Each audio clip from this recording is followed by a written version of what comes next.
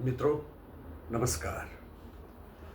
आज हम बात करेंगे मुंबई के जो 2008 में आतंकवादी हमले हुए, जिसमें कई जगहों पर ताज होटल और भी कई जगह पर हमले हुए और 175 लोग मारे गए।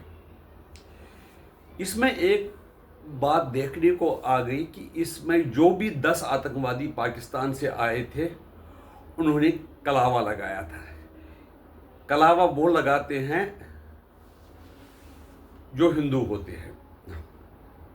उनका ये मकसद था कि वो जो हमले हुए वो सब मारे जाएंगे, तो जब उनकी लाशें मिलेंगी तो उन पे जो कलावा देकर और उनको भारत का नागरिक ही दिखाया जाएगा, ताकि ये समझा जाए कि ये जो हमला है मुंबई में, ये हिंदू आतंकवादियों ने किया है।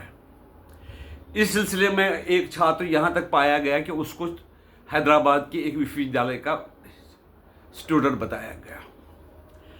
और ये तो पाकिस्तान के द्वारा बताया गया, लेकिन दूसरा इसका पक्ष है, हमला होते ही हमारे जो कांग्रेस के कुछ नेता हैं, उन्होंने इसको सैफरान टेरर के नाम से संज्ञा दी, जिसमें चिदम्बरम भी है, दिग्विजय सिंह भी खास है।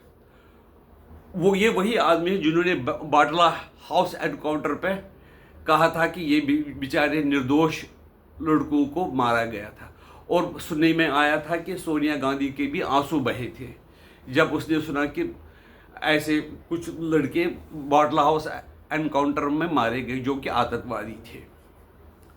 इस संबंध में ये मैं बताना चाहूँगा कि पाकिस्तान को कैसे जानकारी थी कि हमें उनको कलावाल पहना के भेजना है और उससे क्या फ़ायदा होगा।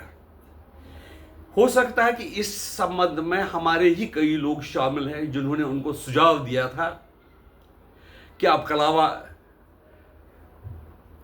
पहन के भेजो उनको, ताकि हम ये लोगों को कह सकें कि ये हिंदू आतंकवाद है और हम जो हिंदू संस्था है उन पर सख्त कार्रवाई करें। और इससे क्या होगा कि कांग्रेस की नींव मजबूत बनेगी और मुसलमानों में उनकी पैठ ज़्यादा बढ़ेगी, और अंतर्राष्ट्रीय लेवल पर भी हिंदुओं को बदनाम करने की साजिश थी। उसमें साजिश करने की जानकारी तो नहीं है, लेकिन बयान कांग्रेस के नेताओं से भी और कई नेताओं से भी आए कि भारत में भगवा आतंकवाद फैल रहा है। इस संबंध में वो बयान आया था जिसमें साध्वी प्रज्ञा, अभिनव भारत, पुरोहित जो करल पुरोहित वगैरह, उसको फंसाने का काम किया गया। उसमें असीमानंद जी से एक ज़बरदस्ती बयान लिया गया था जिसने वो अपनी जिम्मेदारी हम लोगों की ली थी। उस पर इतना ज़्यादा दबाव था, उसको शारीरिक कष्ट दिया गया था, टॉर्चर किया गया था। लेकिन ये कौन सी संस्थाएं जो बिना, और या कौन से ऐसे इंडिविजुअल थे जो बिना जांच के ही हिंदुओं को मुंबई के अटैक हमलों के लिए जिम्मेदार ठहराते थे? क्या उनका कोई डिज़ाइन था? क्या वो आरएसएस पर पाबंदी लगवाना चाहते थे? क्या वो हिंदुओं को बदनाम करना चाहते थे? इस संबंध में एक फंक्शन में मैं बताऊंगा कि दिग्विजय सिंह ने मुंबई हमलों के लिए हिंदू आतंकवादियों को जिम्मेदार ठहराया और कहा कि उन्होंने कलावा पहना था और उनसे जो आइडेंटिटी कार्ड वगैरह मिले वो हिंदुओं के थे। हमला होते ही ये बयान दिया गया, और महेश भट्ट ने भी किसी फंक्शन में कहा था कि भारत में हिंदू आतंकवाद बहुत ज़्यादा तेज़ी से फैल रहा है।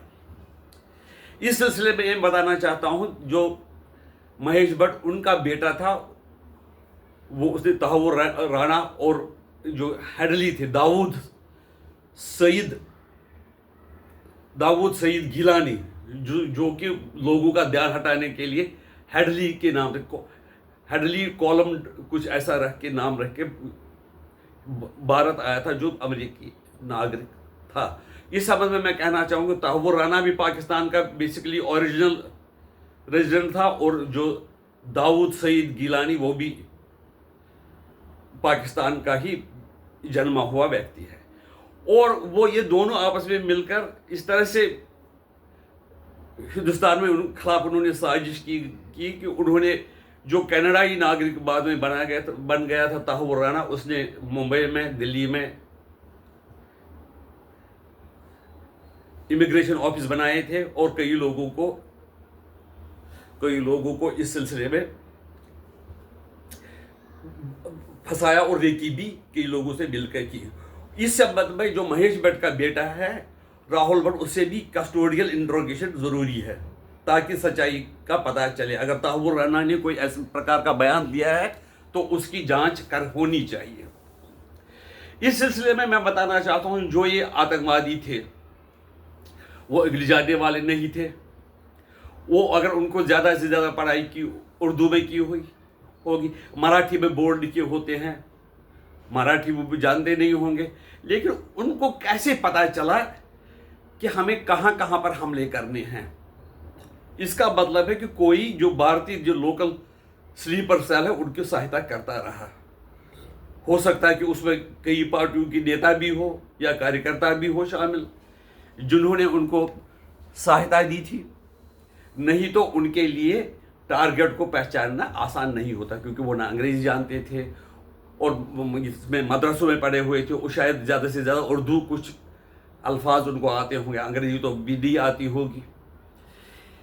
और इस सिलसिले में बात सोचने वाली है, बिना पूछताछ के, बिना तहकीकात के दिग्विजय सिंह और कई कांग्रेस के नेता महेश भट्ट कैसे इस निर्णय में पहुंच गए कि ये जो हमले करवाए थे वो हिंदुओं ने करवाए थे, क्योंकि उनके कलावे पहने थे। कलावा तो तुम भी तो जो दिग्विजय सिंह और जो बाकी कांग्रेस के नेता है, तुम भी वो जालीदार टोपी पहनकर जाते हो। क्या आपको मुसलमान कहेंगे? सब लोग, आप खुद कहते हैं हम हिंदू हैं, लेकिन हम सेकुलरिज्म का, गंगा जमनी तहजीब है उसकी हिमायत करते हैं। जब आप मुसलमान नहीं हुए तो कलावा पहनकर मुसलमान कैसे नहीं हो सकता है? इस सिलसिले में ये जो अभी तहव्वुर राना भारत आया हुआ है, तो इस सिलसिले में गहन जांच की आवश्यकता है और जो जांच है वो बड़ी सख्ती से की जानी चाहिए। और बाकी जो जहाँ पर वो रहे थे, जैसे वो दिल्ली गए थे, दिल्ली में किससे मिलने गए थे, मेरठ में किससे मिलने गए थे, उन्होंने हालांकि कहा कि मेरे वहाँ पर रिश्तेदार है मेरठ में, हापुड़ में, लेकिन दिल्ली क्या करने गए थे, आगरा भी गए थे, किस चीज़ की रेकी करने गए थे, और उनको इन जगहों का रास्ता किसने बताया, कौन उनके साथ था, उसकी भी जांच होनी चाहिए ताकि सच्चाई का पता चल सके। और जो अभी सफ़ेद पोश जो मुलजिम है उनको भी न्याय के दायरे में लाया जा सके। मैं आपसे ये विनती करता हूँ, हमारे चैनल को सब्सक्राइब कीजिए, वीडियो को लाइक कीजिए और शेयर भी कीजिए ताकि ये कंटेंट ज़्यादा से ज़्यादा लोगों तक पहुँच जाए। नमस्कार।